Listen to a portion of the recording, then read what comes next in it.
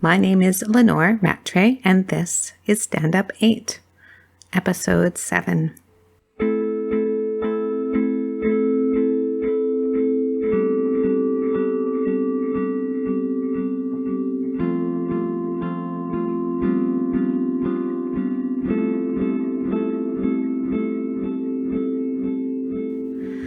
So, as you can possibly guess by the name Stand Up 8, we are close to the end of the season, this being episode 7, but definitely not close to the end of the whole story. I mean, technically, I'm still living it.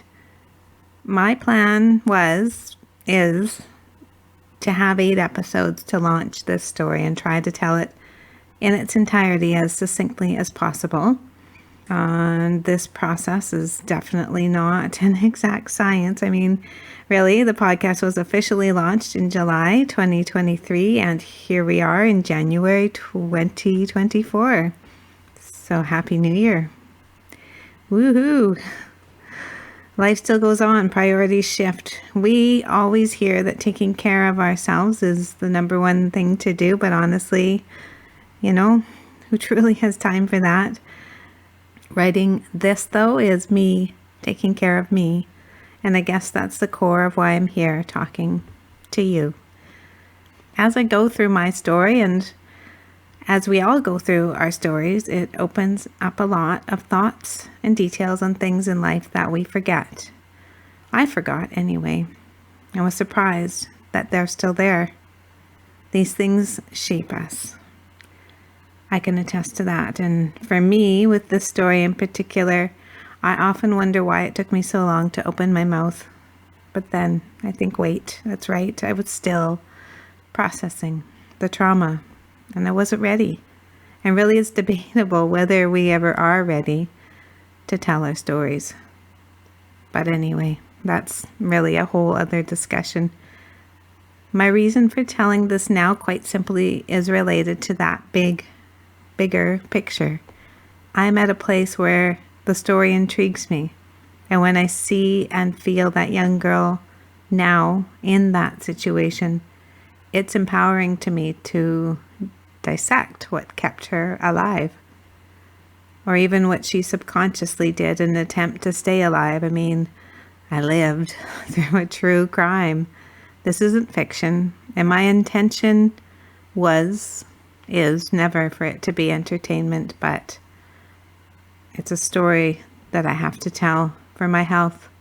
And to me, it's just another life story. It's my normal and will forever be alive and well in me. So, what now?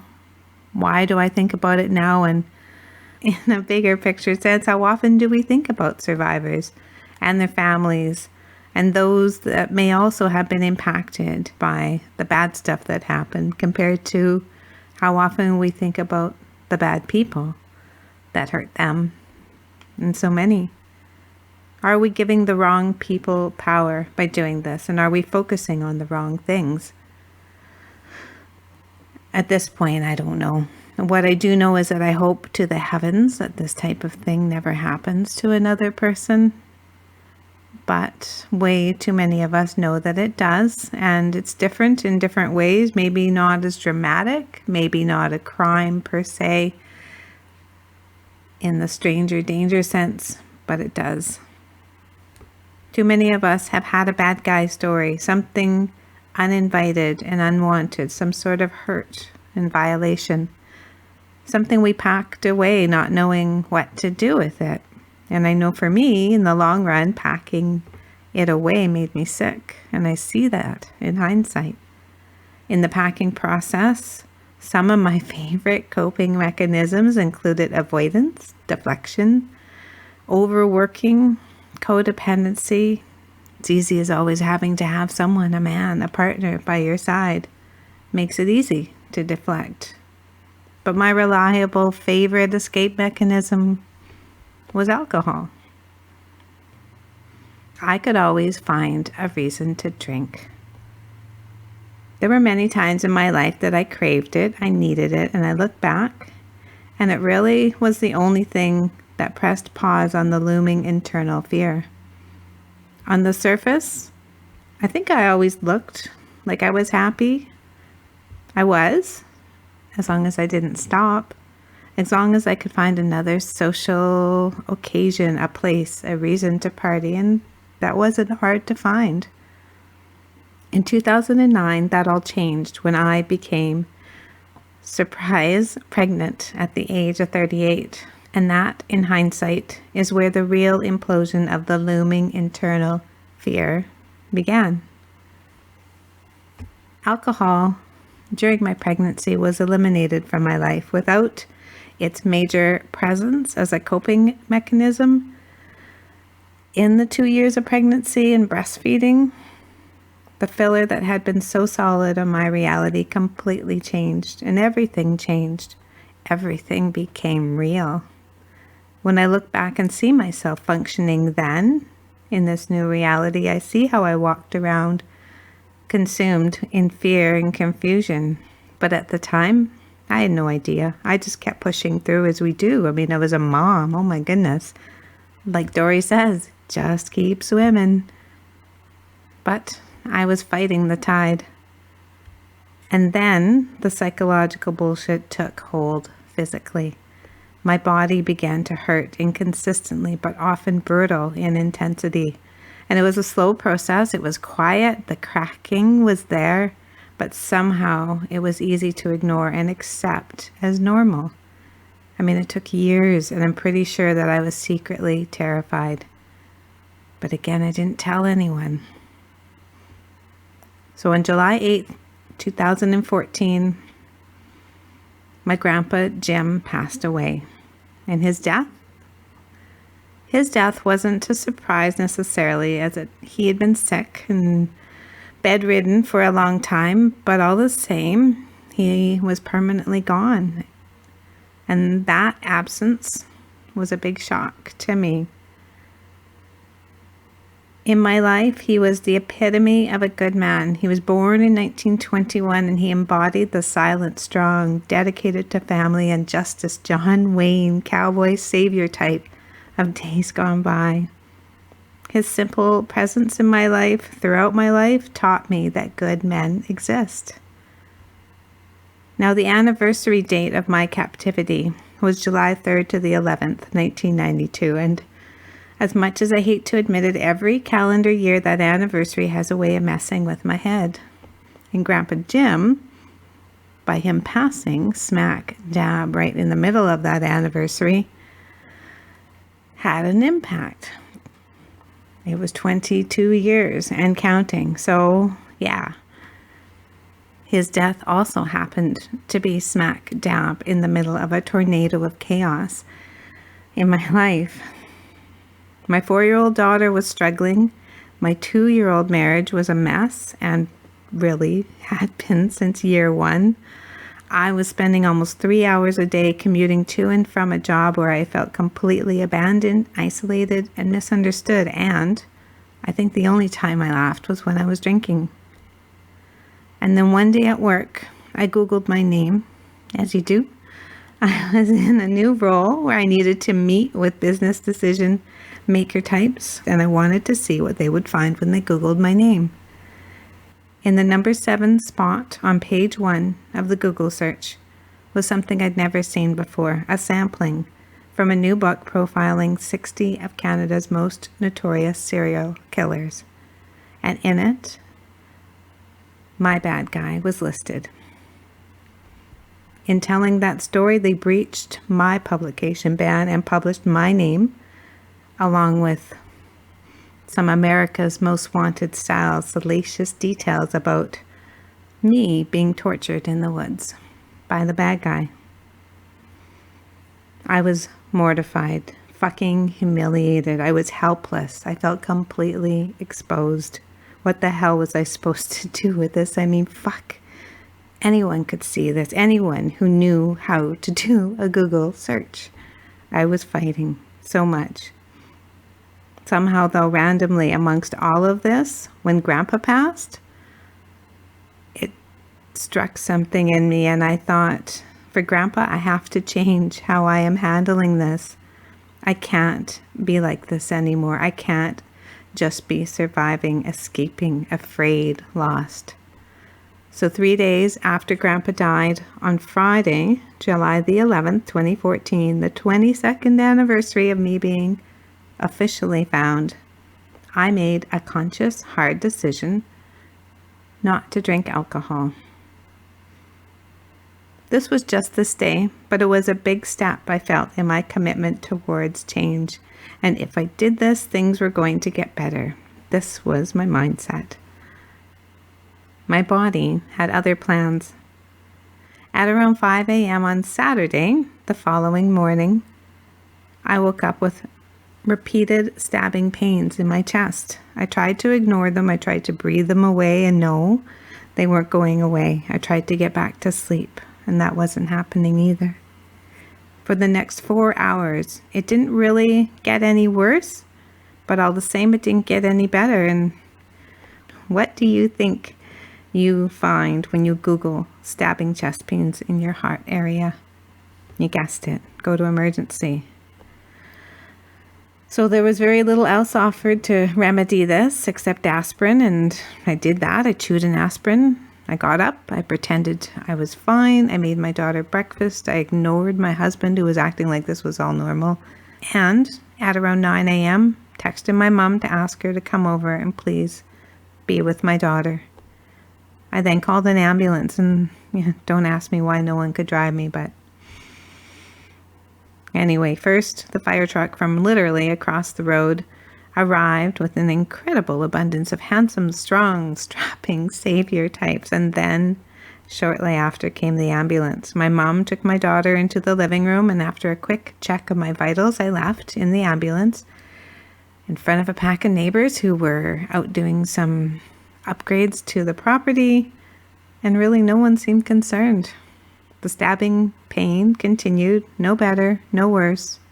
I sat with a paramedic as we drove sirenless to the hospital at regular speed, and I sobbed uncontrollably. I told him about the book, the breach, the kidnapping that happened 100 years ago, really. And he was the first person to acknowledge the impact that maybe this book and really the whole thing was having on me. And that possibly this pain was related. 22 years later. Fuck. Really? The fast forward end result of this ambulance adventure, wow, all the tests turned out inconclusive. My heart was apparently fine. The doctors couldn't find any reason why it happened. And incidentally, those stabbing chest pains, while they would continue to hit me randomly for years after that, off and on, and sometimes in a subtle way still do. All I'm told is that it's an indication that my mental and physical connection is fried. My body had had enough pressure and was trying to tell me, and there's nothing tangible, though, to prove this. And this is the mindfuck part of it all. This is the impact of trauma. This is real life now evolving out of what happened then. And no one talks about this stuff in a lot of ways because really it's pretty unexciting. And as I said, it's doesn't have a tangible connection. One random paramedic opened up this idea in my mind. Before that, I really was a bit clueless. I shouldn't have been. I mean, I'd seen enough doctors, but he connected the dots, connected with my invisible pain, and empathetically connected with me. It was a small step, but all the same, it was a big first step of understanding for me in this continual road towards post-traumatic growth as a survivor of crime. It taught me that empathy is one of the many invisible forces that connect us all, and leads to the overall theme of this episode, human connection. Well, I'm Dawn, and we've been friends now 40 years, and I can't believe it's been 40 years actually, but so we met in grade 8. I don't know, we just bonded right away, and we've just one of those friendships that you just instantly know you're going to be connected to somebody for a really long time. And here we are 40 years later. Do you feel that you carry anything from that time? Yeah, I do realize how much more paranoid I am about stuff. I never thought about it before. Things that I would worry about that I probably wouldn't have thought about before. You know, the way I might view people in situations that, yeah, I'm sure that comes from that. Because when you have, your best friend has this ordeal happen to her, you just, like, it's possible now. Where before, that kind of thing was just for the movies, but now somebody close to you, now that kind of thing is possible. So yeah, I think it's made me probably more paranoid about stuff than I would have been before. More alert, I guess I'll say, because even things like going for a walk, like I'll think, well, I don't want to wouldn't go the same time every single day, because there could be some freak out there watching, seeing, oh, this is the time of day she goes for a walk, like stuff like that. And I'm sure, yes, that comes from, the fact that you did go through this, and it's just, yeah, you see the world a little different, I guess, right? Oh, absolutely. I think of when we first were friends and we'd hang out by ourselves at my house, where my dad, he pretty much was never there, and we got the newspaper, and you were so kind and you let me read the newspaper front to back to you every day or every time we hung out, and I never realized that until after how annoying that could be, right? I would sit there and read, and I feel it's part of this, because when I think back to us, and I think back to me sitting there, a person who came from the country and fairly sheltered upbringing. We didn't have the papers. I didn't know of all this craziness in the world. And then, I had the bullying experience that knocked me sideways. So my processing maybe was reading through that newspaper, all the shitty stories, all the bad things. Can you believe this? So I think it was only like a year-ish, I want to say 1993, 1994, when I had to be on the witness stand. So can you just speak to that experience for you and that impact on you? Well, I remember I was happy how it worked out that I just happened to also be in Vancouver at the time, like going to school. It was just it just worked out perfect that I could be there for that. And I remember I was happy that I could go be there for you through that. Like I was really honored to be able to do that. And then it worked out that they provided that for you. During the time, I remember during court time especially, I just felt so proud of you during that whole court thing, because it's not a obviously easy thing to be up there having to talk about this, and especially he's in the room and the lawyer was such an ass, but you were just so strong and confident, and you were a key player in that trial for that other family, and they were just so grateful that you did that for them. And so I remember just feeling very, very proud of you during that whole thing, and feeling also protective of you, because he really, the lawyer just really, he was just really trying to knock you down. Like, what kind of person are you that even represents somebody like that? And you were so strong. You just, there were moments I just wanted to cheer sometimes, and I think it seemed like you felt empowered in those moments, and I was just happy to see that for you too. So I don't remember feeling like it had an impact to me, because again, I wouldn't have thought that way. Like I wouldn't have made it about myself. I was more feeling like I'm there for you, and so I was happy to be there. I wanted you to see my face. I wanted you to feel the vibes and energy I was trying to send you. And And I'm pretty sure the woman that kind of was in charge of the support people kind of thing, she was sitting with me. So I wasn't by myself, at least.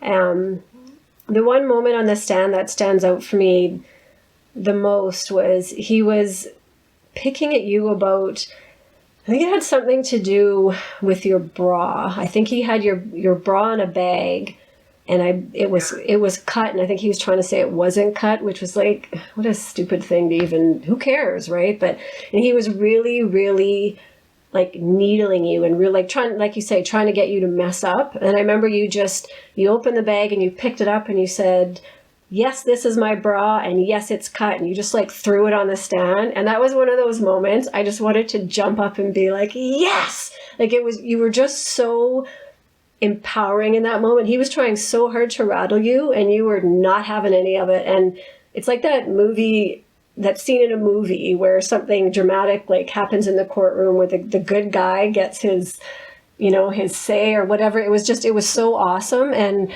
I know I don't remember the lady's name, but we just sort of looked at each other and smiled, and it's like, oh, that was great. Like you were just so great in that moment. And that stands out for me a lot because, yeah, I just wanted to jump up and cheer. So yeah. It's hard to put that into a question, but are there any thoughts or stories about that connection in terms of friendship and the choices that we've made and how it's shaped us? I mean, look at us now, almost 40 years later, right? Yeah. Well, I think we're smarter now. Yeah, when did that happen? I mean, I think we did a lot of dumb things, but maybe also because we had each other's backs. Maybe that's also kind of what helped us get through it safely. Or I don't know. I think everybody, you hope, is always smarter for their choices as they get older. But I think that we put up with a lot of stuff that, that we maybe realize we deserve better now as we've gotten older. And I don't know, I think the stuff we did was really just part of who we were. I don't think that it all shapes you as to who you become. I think it's given us maybe the ability to see the better things in life, or to have, more of an optimistic outlook on life, which I think we both do. I think we're both pretty good at that. So maybe, I don't know, maybe that's part of it, but maybe it's just simply going through that stuff and having a close friend, right? It changes things to go through. I mean, everybody goes through bad stuff in their childhood and makes bad choices, but if you don't have somebody there sort of having your back and getting you through it, I think that probably, things come out probably a lot different than if you do have that person. It's kind of a way of feeling still a little bit like there's some safety there, having that close friend. And, maybe that's just part of our thing, right? That's kept us over the years, just kind of kept the friendship going too.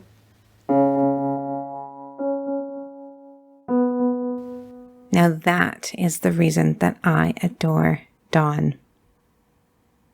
My best friend for, 40 years. Everyone deserves a cheerleader in their corner like her. And even now, I can still feel that connection that her and I had as I sat on that witness stand facing him in that courtroom. Her presence fueled me. Our invisible connection kept me in the ongoing fight that I still had to endure against him.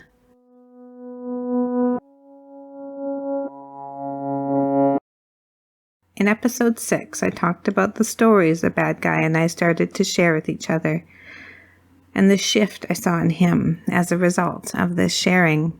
Were we connecting? Was this helping? I didn't know. I mean, it was a subtle process to see him starting to have some sort of an element of compassion and maybe even empathy for me. I mean, he bought me bloody contact solution. Like, what the fuck? Were we setting up house? And why did he look at me like I would be happy with this gift? I'd be happiest, honestly, if I could use this contact solution in my bathroom at home. Thanks very much. I'd be happiest if I never met him. Previously, I asked the question whether storytelling could be considered a strength and whether you could use storytelling as a tool to do something as extreme as save your life. I know it's not that simple, but I guess humor me. Having a journalism education somewhat armed me with an understanding, I think, of how to tell a story. Something in my captivity situation was clicking in this way, and I guess subconsciously I was going with it. We were connecting. He had shown an eager interest to see what was reported in the current newspapers, and I had a working knowledge from school anyway of what it was like to work in that industry. I was just trying to make it to the next minute and prolong the minutes between the torture times, and the storytelling had emerged as my prolonging tactic. Because stories, when told the right way, took time to tell. Maybe the story showed him that I was human. Telling him about my life opened up something I hadn't expected, and he started telling me about his. Maybe the stories were making me seem less like the prey that his psychotic side so desperately wanted to dominate. And maybe they were tapping into his, dare I say, human side and creating an actual human connection. I really can't say for sure. I never, obviously, followed up with him afterwards. I just know what I see. And in previous episodes of this podcast, the media has played a role in the whole experience. And as mentioned, he was passionate about finding something about his crime in the newspapers. So I had to go with what I knew. I was telling stories. He seemed to like hearing and reading stories, and I was just trying to connect and live. I had no idea how it all fit together. Back to story time and day 5.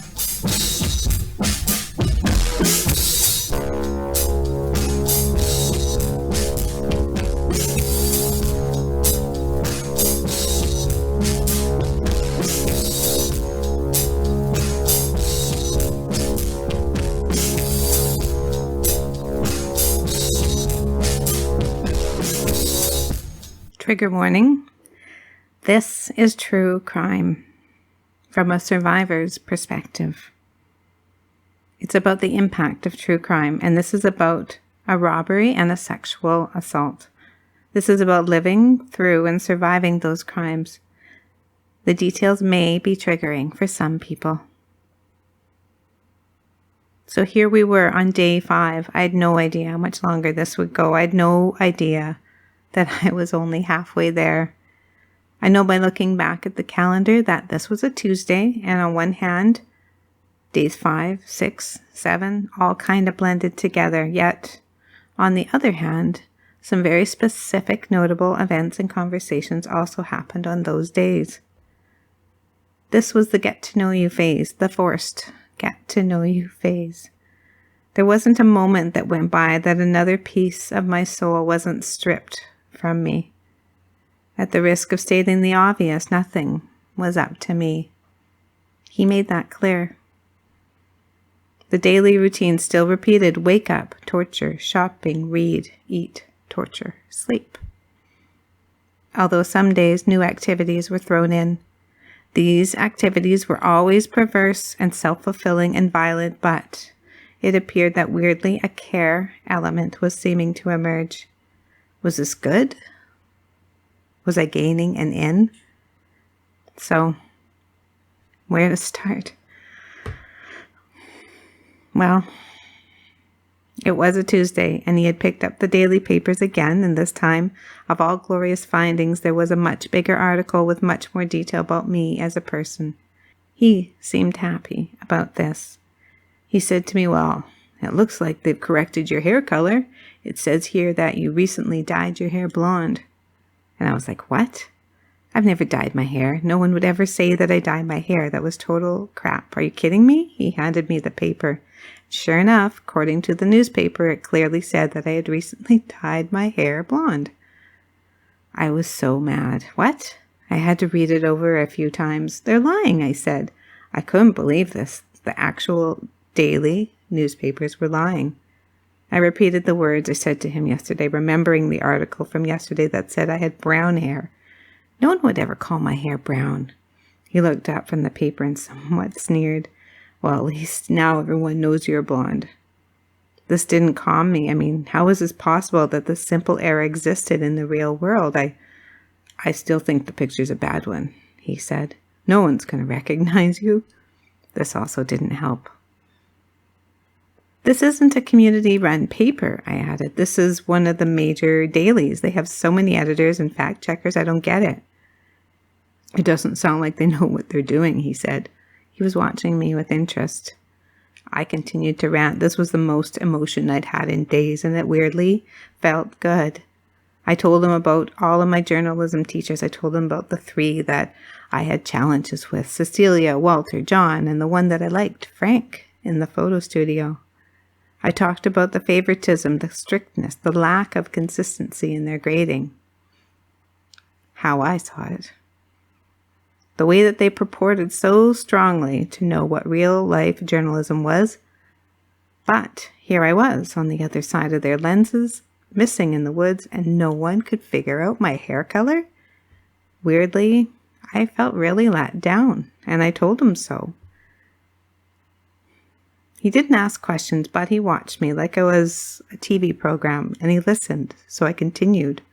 I talked about my boyfriends, the high school one and the college one. I thought about the most awful things that they had done and added creative details about even more hurtful, deceptive, and abusive things. In my stories, everyone had cheated on me, and I'd been beaten up by at least one of them. In my 21-year-old vastly experienced opinion, men were all liars, cheaters, and scum. He liked these stories, and again he repeated, I really picked the wrong person to pick on, didn't I? I talked about my dad. I talked about how he had come to visit and had just left, and how even though I'd only been in Vancouver for 3 months, his visit had further opened my eyes that Vancouver is where I needed to be. I told him about going to Steveston for dinner and my love of seafood. I told him about the night before he kidnapped me and how I sat with my family seaside and ate a hot pot of mussels and tons of other delicious seafood treats. I told him about the sun and the seagulls and the boats and their fresh catches, and that it was amazing. I asked if he'd ever been to Steveston or spent any time at the beach. He told me stories about being a kid and going on road trips with his family, his sister, his 2 brothers, his parents to a beach somewhere in Ontario. I told him that to me, I felt that the dinner experience with my dad was symbolic of better days ahead. I felt like I was finally shaking the bad stuff from my past and moving forward. Yet here I was, withering and rotting, stripped of all dignity, oblivious to the ants and beetles and sow-bugs randomly using my body as a speed bump towards their next destination. Oblivious to his mind-melting stench, or at this point, to mine. I hadn't brushed my hair or my teeth in 3 days, but I was regularly rinsing my contacts. He would give me some soap and pour cold water that he had stored in a plastic container over my hands so I could wash my hands once a day, take out my contacts and clean them. I would leave them to soak in the solution for maybe 10 or 20 minutes, and then back in they went. I wasn't supposed to sleep with them, but I would. I wanted to be ready at all hours for anything. I wanted to be able to see clearly what was coming my way whenever it came.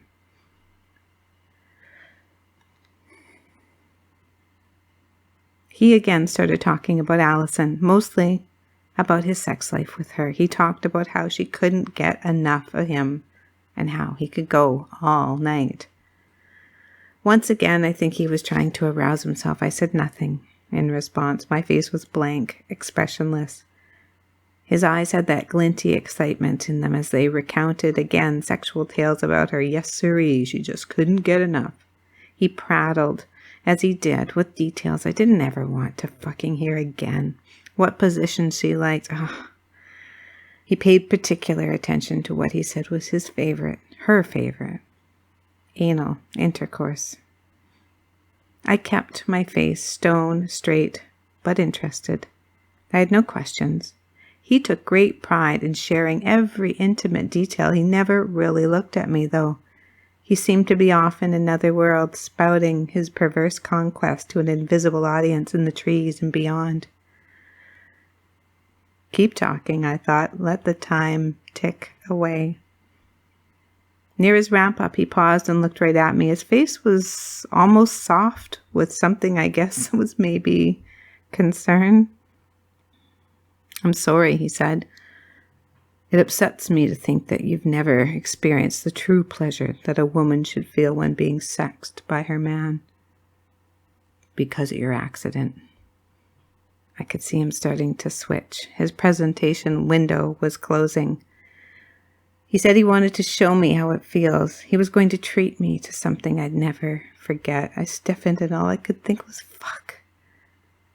Now, I should add that technically, on this present day, day 5, he had not raped me yet, in the technical sense of the word.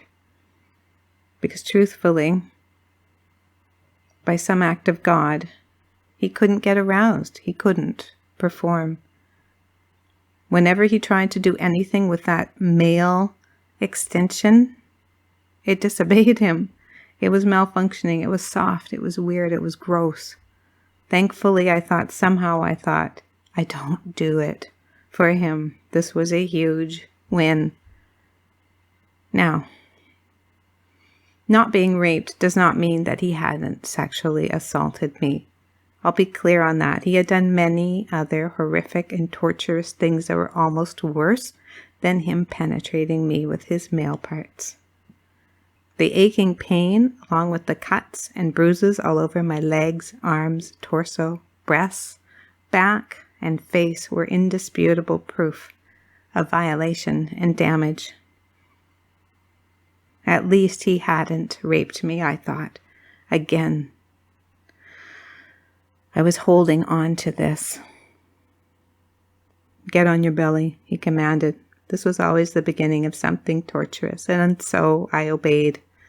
I think that was the first time he decided to use margarine as a lubricant, supposedly to help me. And I'm sure you can guess that it didn't. What it did do was hurt. But I didn't show him that. I grimaced a little, but mostly stayed stone-faced and stone-silent. Do what you want, is all I could think. I'm not getting raped. After somewhere around 40 to 45 minutes of this bullshit, he stopped. He looked at me again with that weird, concerned, pitying face. You know, you're right, he said, as he handed me my brown leather jacket so I could sit up and be warm. You really don't have any feeling down there, do you? And then repeated again. It's a shame. Getting properly fucked is one of the greatest pleasures every hot girl like you should get in life. And I am sorry for saying this so bluntly, but this is what it is. These are the things that stick. These are the things that are part of the trauma. They stick with you. So right, I thought. I looked down, I said nothing. Oh my fucking God, I thought. Did he think that I just had buttons that he could press? And magically my body would think that this whole scene was pleasurable? Soon enough, the mood switched and we were back at the get-to-know-you phase, kidnapper style. And I'm guessing it was close to maybe 5 o'clock in the evening, our dinner time. More talking, a lot from him. He shared about his family, though there was very little personal detail. It was more of an overview, who they were, what they did for work, etc. There wasn't an excited glint in his eye.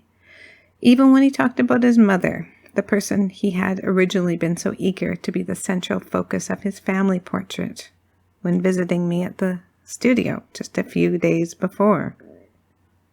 In this calmer discussion time, I took a risk and asked him again cautiously about when he was going to let me go or show me how he was going to let me go. I added that I was looking forward to getting back so I could shower and that my hair definitely probably looks brown now with how dirty it was. He didn't really acknowledge that he had heard me or answer me. Seemed distracted. He was busying himself with shuffling things from bag to bag as he did. The stash that bordered the makeshift AstroTurf bed area. He was busy. He was quiet. I don't know, he finally said, adding, I have to go find something out. So? He hogtied and gagged me so he could do just that, and my time counting continued. I feel that maybe he was gone a bit longer this time, maybe 5-7 minutes more. I don't know for sure, but when he came back, there was an element of calm about him again, if that was even possible to detect. I smelled cooked food as well. I got something for you, he said. He handed me a takeaway bag with a Sizzler logo on it, the restaurant across the road beside the grocery store, Safeway. And he watched me like a parent, excited to see their child opening the prized gift on Christmas. Inside, on top of some grease-stained brown paper, was a somewhat warm appetizer-type seafood platter, including, who the hell knows, shrimp, mussels, oysters. Basically, it was battered seafood for me to enjoy in the woods. Dirty, naked, with a nasty stranger. Yum, what a treat indeed. I remembered what you said about the dinner with your dad, so I got it for you, he said. It wasn't cheap, and they don't seem to know how to do takeaways very well, but thought you'd like a good dinner. Oh my God. This was some sort of fucked up date to him. First the hair baubles and the socks that I probably hadn't mentioned, but now I had socks. And now a special seafood dinner? Great. What was next? How long could this go on? We were heading towards Wednesday. And now normally in the storytelling, I would stop and we'd move on to the next day. But as I said at the beginning of this episode, this story, days 5 to 7 in my mind are a bit of a blend of the insanity. The getting to know you sessions continued and the special treatments flowed, intermixed with the torture, forced confinement, and insanity. The next day and the next day and the next day all had the same familiar ring. Wake up, torture, shopping, read, eat, torture, sleep. Repeat, repeat, repeat. Wednesday had us seeing an even heavier presence of Where's Lenore articles in the newspaper, one with my mom looking incredibly broken, mad, zombified. This was the interview she had referenced as breaking her. He and I had more heated, frustrated with the incompetence of the media discussions, along with more shared personal family stories, where I soon discovered that the heavy drug-smoking, dysfunctional cousins I had gotten to know better since moving to Vancouver had given me a secret stash of storytelling gold. My real-life stories about the shock of how they really lived was proving to be quite the hit. From pawning their mom's favorite pet parrot to pay for another bag of something to smoke, to another cousin's use of a shopping cart as a dresser for both herself and her 10-year-old child as normal, I had a full stand-up routine. He laughed and laughed and laughed at my stories. How could people possibly live like this? He said, followed by the familiar, I really picked the wrong person. He also went through my purse item by item. He pocketed my college student ID as a souvenir, he said, to remember me by. He finally got my rings off my fingers, which he also pocketed. They were swollen and wouldn't come off before. Swollen because of the lack of circulation with the bindings. And then he laughed and laughed and laughed as he forcibly washed my hair out of the blue with ice-cold water and a freshly purchased bottle of Johnson's baby shampoo. This was a fucked up version of human connection. I was hyper aware that the torturous episodes were being replaced with something else to entertain him. Something other than silence, and the intense pounding of fear was filling our forcibly shared space. He seemed to be settling down a bit with me, so cautiously I asked him again, when can I go home? It was late. It hadn't rained this day. It was warm. I was warm enough to take the blanket off. I didn't. And it was getting dark. It took a while to get dark in early July, but my guess was that it was probably around 9 p.m. And I was pretty certain what the answer to my question would be. So I asked him quickly, quietly, in the most neutral tone I could muster, and he said nothing. But as he had done before, he sat, staring out at the trees. And I did the same. After about 30-ish minutes of this, staring, he sat up. He began shuffling again through his bags. This time he handed me some clothing. My black pleated pants and my red zebra print shirt and my shoes. "I'm not letting you go tonight," he said, "but I'm going to show you how I will. Be quiet. Don't try anything stupid. I will have my guns." What the hell? I was shaking, trying to get my legs into my pants. They didn't even feel real. The material was too soft. The button was too loose. And it was getting darker by the second. And then there we were, scaling down a steep, untraveled, overgrown hill towards who the hell knows what. He was in front of me, quietly coaching me, holding my hand gently and guiding me so I didn't trip or fall. I hated holding his hand. There were no lights to follow. It was simply dark and downhill, but he knew the way. And soon, just like he said, we wound up on a gravel path. It was unlit, but the gap in the trees above the path finally offered some light. He pointed out a little wooden bridge in the distance. I couldn't really tell that it was there, but he said this is where he was going to leave me. I was to head towards the bridge, and soon there would be houses. I could get help. Another day, though, not today. Today was just a test. "Do you want to head back right away?" he asked. My legs were shaking, spasming. One knee in particular was buckling slightly with each spasm. No, I answered, hoping that this was an okay answer. "It feels good to stretch my legs," I added. And so we walked a little further. Me shuffling and stumbling on the knots and the rocks and the black. Him connected to me on the right side as before, hand in pocket, gun in hand.